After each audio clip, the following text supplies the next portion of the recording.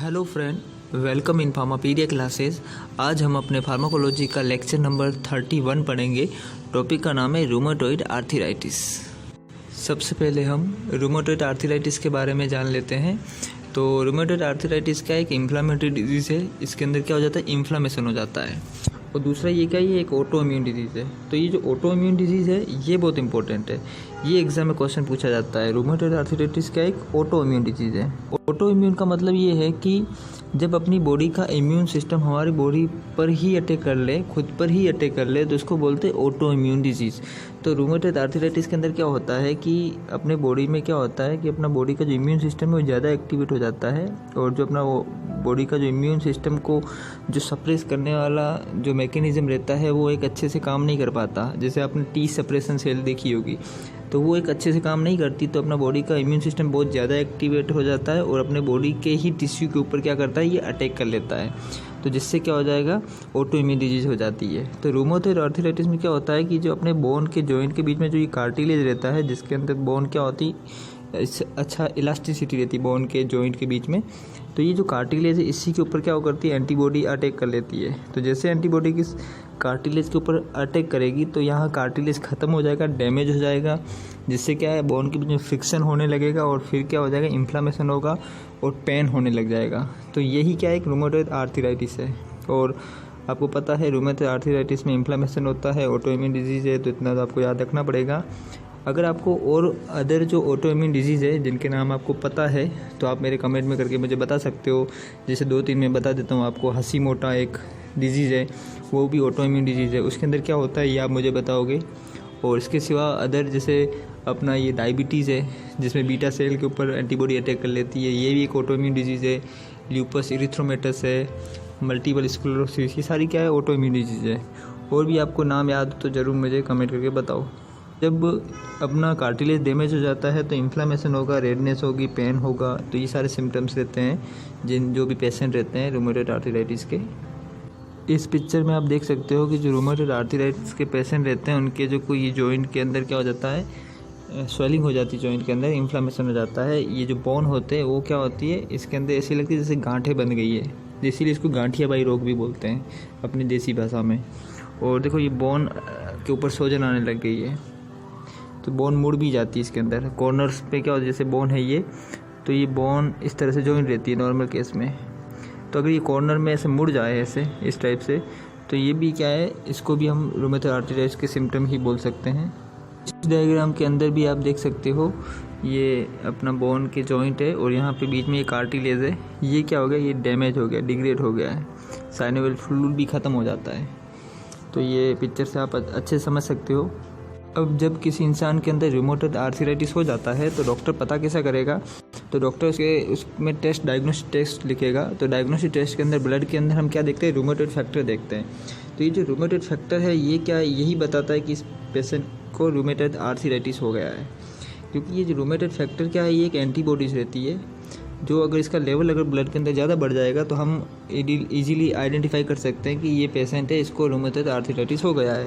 तो question exam में आता है कि रूमेटॉइड फैक्टर कौन से होते हैं, कौन से फैक्टर होते हैं जिससे हमें पता चलता है कि रूमेटॉइड आर्थराइटिस हो गया है पेशेंट को। तो उसमें एग्जाम में आएगा आपका IgM आएगा और दूसरा है FC पोर्सन ऑफ IgE। मतलब IgE पूरी एंटीबॉडी नहीं, उसका FC पोर्सन, वो IgM पूरी एंटीबॉडी है। तो एग्जाम में क्वेश्चन आए तो IgM आप फर्स्ट आंसर करना। अगर ऑप्शन में ये दोनों मिले तो दोनों सही है, अगर एक मिले तो ये IgM आंसर रहेगा। तो इससे क्या हमें पता चलता है कि ये जब IgM का लेवल बढ़ जाता है ब्लड के अंदर तो हमें पता लग जाता है कि इसको ऑटो इम्यून डिजीज़ हो गई है। रूमेटॉइड आर्थराइटिस जो ड्रग है इसका मेन रोल क्या रहता है, तो पहला इसका रोल रहता है कि ये जो इन्फ्लामेशन हो रहा है इसको रोका जाए। दूसरा ये जो कार्टिलेज डैमेज हो रहा है एंटीबॉडी की वजह से, तो इसको भी क्या है, रोका जाए। तो यही इसका रोल रहता है रूमेटॉइड आर्थराइटिस ड्रग का। अब हम रूमेटॉइड आर्थराइटिस ड्रग के बारे में पढ़ेंगे। तो इसकी 3 मेन क्लास है। वैसे इसके अंदर 3-4 ही ऐसी ड्रग है जिसके बारे में एग्जाम में क्वेश्चंस आता है और हम उन्हीं ड्रग के बारे में अच्छे से पढ़ेंगे।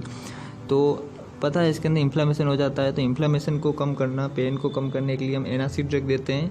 तो ये जो ड्रग है ये सिम्टोमेटिकली ही रिलीफ करती है, मतलब ये डिजीज़ को सही नहीं करती, क्योर नहीं करती, ये सिर्फ सिम्टम को ही क्योर करती है। जैसे कि पेन हो रहा है, इन्फ्लामेशन हो रहा है, तो ये इन्फ्लामेशन को रोकेगी। इसके बाद दूसरी जो ड्रग है वो गोल्ड साल्ट। इस गोल्ड साल्ट के अंदर कौन सी ड्रग आती है वो अभी हम देखने वाले हैं। हम इसको अच्छे से पढ़ेंगे, इसके बारे में एग्जाम में बहुत क्वेश्चन आता है।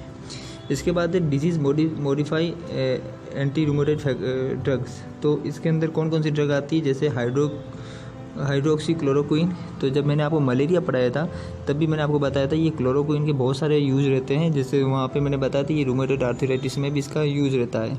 इसका मैकेनिज्म एक्शन अभी अननोन है, पता नहीं है कैसे ये एक्ट करती है, बट ये यूज़ होती है। इसकी तरह दूसरी ड्रग है लिफ्लुनामाइड। इस ड्रग के बारे में हम अच्छे से पढ़ेंगे, एग्जाम में सीधा क्वेश्चन आता है लिफ्लुनामाइड किस क्लास से बिलोंग करती है, तो ये रूमेटॉइड आर्थराइटिस की ड्रग है।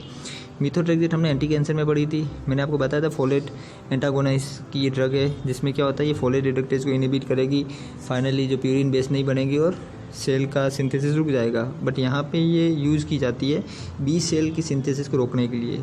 तो यहाँ पे ये 7 mg हम लिखते हैं एज ए रूमेटॉइड आर्थराइटिस में, और एंटी कैंसर में इसको 30 mg दी जाती है। और इसके बाद दूसरी जो ड्रग है वो सल्फासेलाजिन। तो ये भी मैंने सल्फोनामाइड में बताया था आपको, ये भी रूमेटॉइड आर्थराइटिस में यूज़ की जाती है। और एक और डिजीज़ है जहाँ पे हमने देखा था ये कौन सी कोलाइटिस होती है, उस कोलाइटिस में भी ये ड्रग यूज़ की जाती है। तो कौन सा कोलाइटिस है उसके बारे में आपको मुझे बताना है।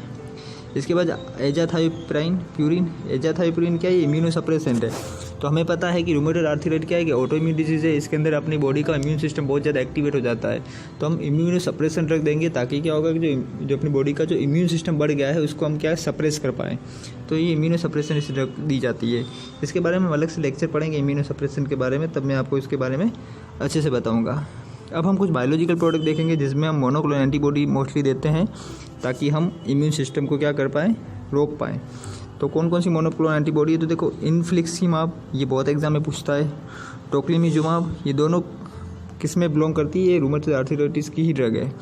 इसके बाद ये रिटुक्सिमाब, ये एग्जाम में एक बार पूछा गया था इसके बारे में नाइपर में। तो ये जो ड्रग है ये ड्रग एंटी कैंसर वाली मोनोक्लोनल एंटीबॉडी है। तो क्वेश्चन आता है कौन सी monoclonal antibody as anti cancer use की जाती है, तो रिटुक्सिमाब यूज़ की जाती है एज एंटी कैंसर। मैंने एंटी कैंसर में भी आपको ये बताया था। और ये जो रिटुक्सिमाब है ये यहाँ पे भी यूज़ की जाती है रूमेटॉइड आर्थराइटिस में।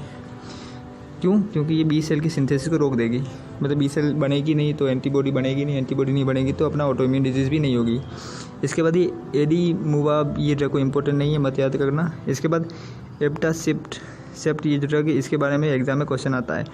तो कौन कौन सी इंपॉर्टेंट ड्रग है पहले हम वो देख लेते हैं। एब्टासेप्ट, इन्फ्लिक्सिमाब, टोक्लीजुमाब, इसके बाद ये अपना ल्यूफिनामाइड और ये गोल्ड साल्ट। ये जो 5 ड्रग है ये बहुत इंपॉर्टेंट है, इन्हीं के बारे में एग्जाम में क्वेश्चन आता है। तो आज हम इन्हीं 5 ड्रग के बारे में अच्छे से देखेंगे। सबसे पहले हम गोल्ड साल्ट के बारे में पढ़ेंगे। तो गोल्ड साल्ट में जो इम्पोर्टेंट ड्रग है उसका नाम है ओरोनाफिन। ये ओरोनाफिन एग्ज़ाम में बहुत बार पूछा गया है। ओरोनाफिन यहाँ तक कि ड्रग इंस्पेक्टर जैसे एग्ज़ाम में बहुत बार ये क्वेश्चन आया है कि ओरोनाफिन किस क्लास से बिलोंग करती है, तो ये रूमेटॉइड आर्थराइटिस की ड्रग है। दूसरा, ये जो ओरोनाफिन है इसका एक साइड इफेक्ट है, वो कौन सा है, वो है डर्मिटाइटिस कोज करती है, स्किन के रिलेटेड प्रॉब्लम कोज करती है, इसलिए आजकल इसको यूज़ नहीं करते। ये भी जीपीएट में एक बार पूछा गया है। और इसके बाद बोन मेरो सप्रेशन भी इसका क्या रहता है, साइड इफेक्ट रहता है। और ये हम ओरली देते हैं ओरोनाफिन। ये एक गोल्ड साल्ट, इसके अंदर गोल्ड रहता है, अगर स्ट्रक्चर आप देखोगे तो इसके अंदर AU मिलेगा आपको गोल्ड। इसके बाद दूसरी जो IM दी जाने वाला गोल्ड साल्ट है वो है ओरोथायोमेलेट। तो इसका भी नाम इंपॉर्टेंट है, तो आपको इन ड्रग के नाम ही इंपॉर्टेंट रखना है। अब ये ड्रग क्या करती है, इसका मैकेनिज्म एक्शन क्या है ये भी अननोन है, बट हमें इतना पता है ये कार्टिलेज डैमेज को रोकती है। कैसे रोकेगी, तो ये थायोरिडोक्सिन रिडक्टेज को इनहिबिट करती है। तो इतना सब ज़्यादा याद करने की ज़रूरत नहीं है क्योंकि इसका अभी मैकेनिज्म एक्शन अननोन है। कहीं कहीं किसी आर्टिकल में ये लिखा रहता है तो मैंने आपको बता दिया है। साइड इफेक्ट्स का डर्मिटाइटिस ये बहुत इंपॉर्टेंट है, ये एग्ज़ाम में पूछा गया है। इसके बाद जो नेक्स्ट ड्रग है वो लिफ्लुनामाइड है। ये जो लिफ्लुनामाइड है ये क्या है, ये एक प्रो ड्रग है। और ये जो ड्रग करती क्या है, ये जो बी सेल है जो WBC का टाइप है यही एंटीबॉडी बनाती है। तो ये बी सेल का जो बनने की जो प्रोसेस होती है उसको इसके बीच में ये इंटरफेयर करती है लिफ्लुनामाइड। तो ये क्या करेगी, ये एक प्रो ड्रग है, ये इनहिबिट करेगी एक एंजाइम को जिसको बोलते हैं डाईहाइड्रोओरेट डिहाइड्रोजनेज। यहाँ से गलत लिख लिया मैंने, डाईहाइड्रोओरेट डिहाइड्रोजिनेज इस एंजाइम को इनहिबिट करेगी। और ये जो एंजाइम है ये क्या बनाता है, पायरिमिडीन बेस बनाता है, जो बी सेल के ग्रोथ में यूज होते हैं पायरिमिडीन बेस। तो ये इस तरह से ये अपना एक्शन देती है। तो आपको ये एंजाइम का नाम याद रखना है और ये ड्रग कहाँ से बिलोंग करती है और बी सेल के जो बनने की जो प्रोसेस में इंटरफेयर करती है, इतना आपको पता होना चाहिए। इसके बाद दो और इम्पोर्टेंट ड्रग है, दोनों मोनोक्लोनल एंटीबॉडी है। इन्फ्लिक्सामाब, ये इन्फ्लिक्सामाब ड्रग है। ये ड्रग क्या करती है, इंटरफेरोन अल्फा ये बनता है अपनी बॉडी अंदर, ये अपने रिसेप्टर पे जाके बाइंड होता है, फिर आगे जाके क्या करता है, इन्फ्लामेशन करता है। तो ये जो है इन्फ्लिक्सामाब ये भी एक मोनोक्लोनल एंटीबॉडी है, ये क्या करेगी, इस रिसेप्टर को जाके ब्लॉक कर लेगी। तो ये जो इंटरफेरोन अल्फा है इसको बाइंड नहीं होगा और इसको एक्टिवेट नहीं कर पाएगा इस रिसेप्टर को, तो ये रिसेप्टर एक्टिवेट नहीं होगा तो इन्फ्लामेशन भी नहीं होगा। तो इनडायरेक्टली इन्फ्लामेशन को ही रोक रही है। इसके बाद जो नेक्स्ट दूसरी ड्रग है वो है टोक्लीजुमाब। ये जो टोक्लीजुमाब ड्रग है ये भी मोनोक्लोनल एंटीबॉडी है, ये भी नोवल मोनोक्लोनल एंटीबॉडी है और ये इनहिबिट करती है बाइंडिंग ऑफ इंटरल्यूकिन 6, उसके रिसेप्टर के बाइंडिंग को रोक देती है। जैसे इंटरल्यूकिन 6 है ये भी बनता है, ये क्या है, ये मैसेंजर्स रहते हैं, ये अपने रिसेप्टर पे बाइंड होंगे, रिसेप्टर एक्टिवेट होगा, फाइनली लंबी प्रोसेस रहेगी, फाइनली होगा क्या, इन्फ्लेमेशन होगा।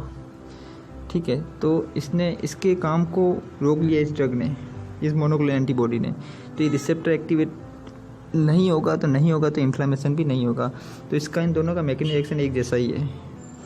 और ये जो ये देखो ये लिखा हुआ है IL-6 सिग्नल ट्रांसडक्शन जो इन्फ्लेमेशन का है उसको रोक देती है ये। इसके बाद ये टोक्लीजुमाब है, ये नॉन लीनियर फार्माकोकाइनेटिक्स फॉलो करती है, मतलब ये जीरो ऑर्डर फॉलो करती है। तो बहुत सारी ड्रग है जो जीरो ऑर्डर काइनेटिक्स फॉलो करती है, जैसे कि अल्कोहल, और भी बहुत सारी फिनोटोइन है जो मिक्स ऑर्डर काइनेटिक्स फॉलो करती है। तो आपको बताना है जीरो ऑर्डर काइनेटिक्स करने वाली कौन कौन सी ड्रग है, आप कमेंट करके मुझे बता सकते हो।